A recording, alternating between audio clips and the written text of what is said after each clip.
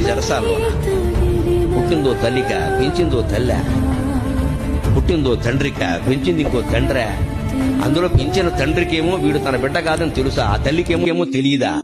ఏమి జీవితాలు! అవునడానికి లేదు, కాదనడానికి లేదు. నిజం ఒకటికి తెలుసు, నిజం ఇంకోటికి తెలియదు. కానీ పెరిగాడు మహానుభావుడు. పుట్టగానే చంపేస్తాననే మేనమామ.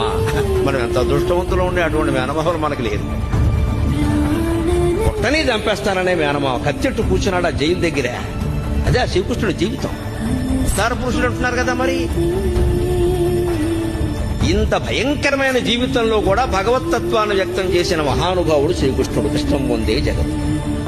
దుఃఖములు కలిగినప్పుడు దిగులు చెందని వాడు, సుఖములు కలిగినప్పుడు స్పృహ లేనివాడు, రాగము భయము క్రోధము పోయినవాడు స్థితప్రజ్ఞుడని చెప్పబడు.